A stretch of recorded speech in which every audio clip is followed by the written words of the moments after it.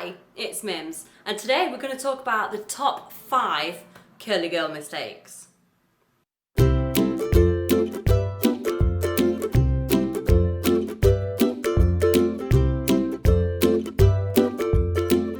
Okay, so to start off, for me the first mistake that is so easy to make is to not check the ingredients.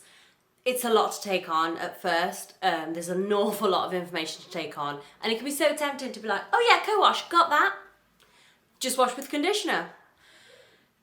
You really need to be checking the ingredients. It makes such a difference. So I will add a note with what you're wanting to avoid. But it is really important to make sure that your conditioner that you're using to co-wash, say, has no silicones in it. Your cleanser doesn't have any harsh sulfates in it. So the reason for that is that if you are using products with silicones, they stop moisture getting in, they coat your hair, making it look really pretty and shiny and smooth. But it stops it from actually absorbing any moisture, and then those silicones layer on top of each other and just build up. Unless you use sulfate, which then strips the silicones away but also massively dries your hair. But following the curly girl method, you want to be doing neither of those. A lot of products, they have on the label, all natural, organic, great. Doesn't mean it doesn't have anything in it that you're not supposed to be using on your hair. So please do check ingredients, such an easy downfall. What I found easier, because honestly, looking at that list of ingredients with the thisicone and thaticone and what's siticone, it's tricky, right? So I found 2 websites really helpful. Now, they're not constantly updated, and there's new products coming out all the time, but they are quite useful. So one of them is Curlsbot, and what you can do is you copy the ingredients off a website, say, and then paste them in, and it will tell you if there's any potential worrisome ingredients in there, which is really useful. I have found some websites that don't have commas in between them, and instead they'll have like a big dot, and you have to manually remove it. Awkward, but still easier than sitting there and trying to work out if this is one of the ones that you can have or you can't have. And then another one that I found really helpful is one called Curl Scan, and you can take a picture of the barcode and it'll tell you if it's okay or not. Now, I've never managed to get the barcode part to work, it might just be me. But you can also search by name and it will be listed on there. It's not constantly updated and new products come out all the time, but it's a good place to start if you're struggling. So the next one, using regular towels. I know it sounds like a massive pain. You're just trying this curly girl method business and you now have to change your towels. Obviously, you might have been doing this for a while, but genuinely changing your towels to microfiber towels will make a huge difference. Regular towels are just too harsh, and especially if you're rubbing your hair dry, it's not great. It will cause more damage. When your hair's wet, it's its most fragile point, and if you then use a regular towel on it, you're going to increase the chances of breakage. So microfiber towels are worth their weight in gold. If you don't have a microfiber towel, a t-shirt will do. Just a regular cotton t-shirt, and use that as your towel. So you don't even need to go out and spend anything.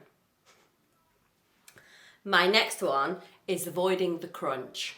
So I grew up with this, you don't want crunchy hair, like it's a bad thing. But you do need a bit of a crunch. You need that. It's your cast that will shape, it won't shape the curl. It'll coat the outside of the curl as it dries and protect it from frizz.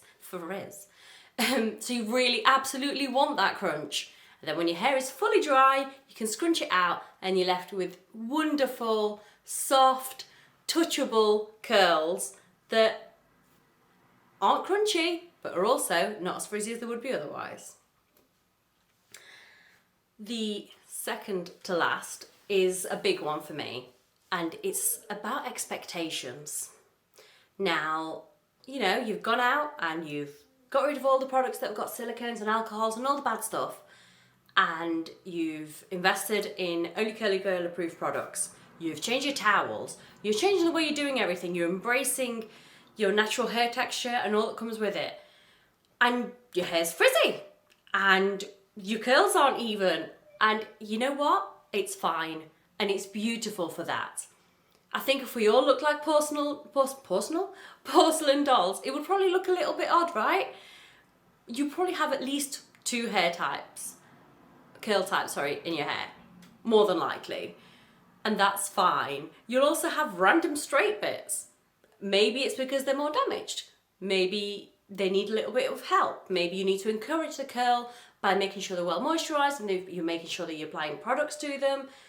For me, it was the nape of my neck. It's one bit that's often quite straight because I don't put enough styler in there, because I barely dry it and it just gets weighed down usually. It is what it is, and it won't always be perfect. And you'll have this amazing ringlet and then a flat bit next to it, and it's fine and it's okay, you know. I kind of think of it as skin. You're not going to have perfect skin all over. You're going to have little flaws, little marks, little scratches, little scars, and all those things make you you. So why would your hair be any different? For me, the only hair that is perfect all the time is hair that's not real. You know, it's been straightened. It doesn't look naturally like that. So if you're blessed and your hair is always perfect, then great, go you. And brilliant. But I think measuring the expectations and not expecting loads all in one go helps. Also, what I found is following people on Instagram that are open about their imperfections and their challenges, and especially with curly hair. If your newsfeed and your social media, even if you think it doesn't affect you, is filled with airbrush this and perfect this and super smooth that, it's going to make you think that you're not living up to that and maybe your expectations aren't right. And there's so many people out there that are amazing and lovely and honest and truthful that show their bad hair days. They'll be like, you know what, most of the time it looks fabulous. Not today. Don't know what happened. And it kind of makes you go, oh, okay. Maybe it's not just me, hey? So that for me is worth a lot. And it's taken me a long time. I definitely had days where I was like, oh, it looks horrendous. I look a mess. I look ugly. And you know, chances are no one else thought that. It was just that negative dialogue. Along with that, how we talk to each other, how we talk to ourselves. Would you, if your best friend was out and their hair was probably not looking as fabulous as it usually looks, would you be like, oh, you look ugly, you need to stop doing that? But we say it to ourselves, right? Anyway, food for thought. And then finally, is not protecting your hair at night. So before I started the curly girl method, I would occasionally wear my hair curly, and occasionally I deem it acceptable. But then the next day it was a mess. So pineapple. Pop your hair in a pineapple, higher than this but not as tight. Or a buff, or a silk scarf, or a silk pillowcase or satin pillowcase.